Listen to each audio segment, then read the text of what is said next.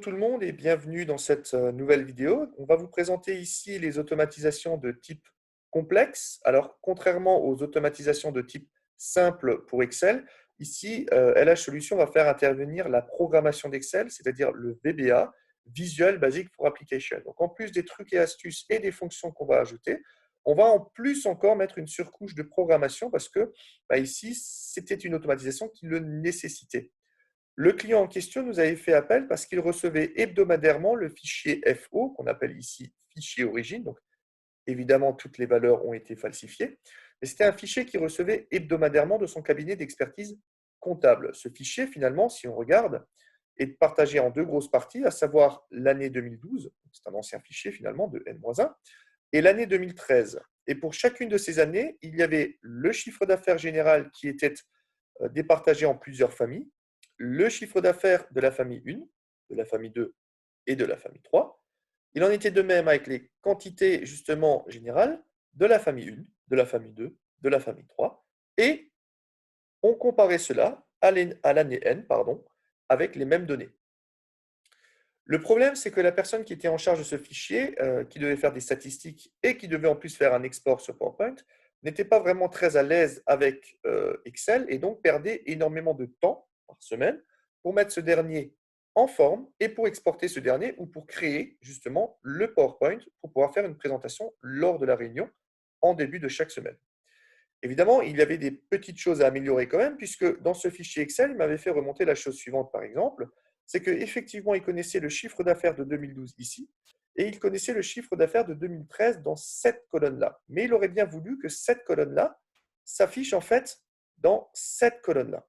Et ensuite faire justement la comparaison en euros et la différence en pourcentage pour savoir s'il y a progression ou régression. Donc, cette tâche-là, avec la création du PowerPoint, lui prenait, il me disait, entre 2 et 3 heures par semaine. Et il n'était même pas sûr qu'au final, les résultats qu'il trouvait étaient justes, puisqu'il me disait que ce n'était pas son métier de faire justement tous les calculs sur Excel.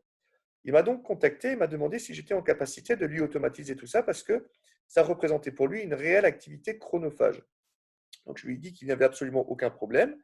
Je lui ai confectionné un second fichier Excel que j'ai nommé exporter. Dans ce fichier Excel, finalement, il y a 3 boutons et c'est simplement ces 3 boutons qu'il va devoir utiliser. La seule chose qu'il va devoir faire, c'est simplement mettre le fichier FO dans le même dossier Windows que le fichier exporté. Tout le reste, il n'a pas besoin de s'occuper.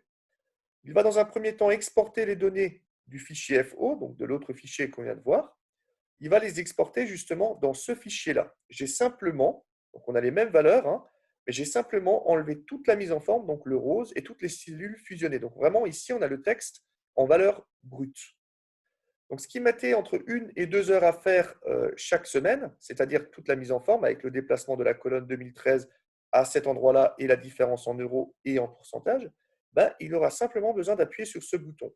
Et à la place de prendre 1 ou 2 heures, eh bien, si je clique dessus, voilà, il vient justement d'avoir toute la mise en forme nécessaire de son fichier avec ici une comparaison en euros et une variation en pourcentage. Ça a pris moins de 2 secondes à être effectué. Donc, on passe d'une activité qui lui prenait 1 à 2 heures par semaine à quelque chose qui lui prend moins de 5 secondes aujourd'hui. De plus, on lui a fait un petit cadeau, c'est qu'il lui prenait, on va dire, 1 heure supplémentaire pour réaliser un PowerPoint, pour le mettre en forme, pour mettre les animations, etc. et pour le terminer. En fait, on lui a créé un petit bouton ici qui s'appelle Créer le PowerPoint.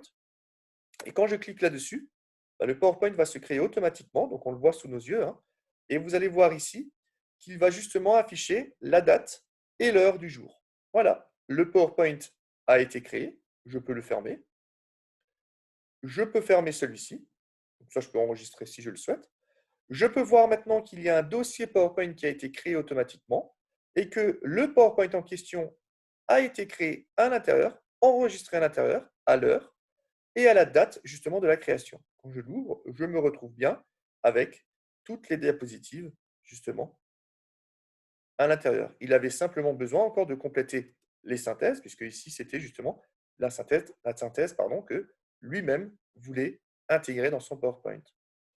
Donc toutes les semaines maintenant, ça lui prend une quinzaine de secondes pour créer le PowerPoint et de mettre à jour son fichier Excel.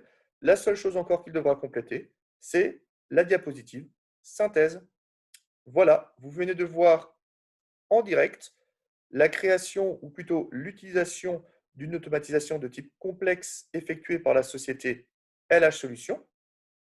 On espère que cela vous a vraiment permis justement de voir jusqu'à où Excel peut aller. On reste à votre disposition si vous avez des questions. En attendant, on vous souhaite une bonne journée.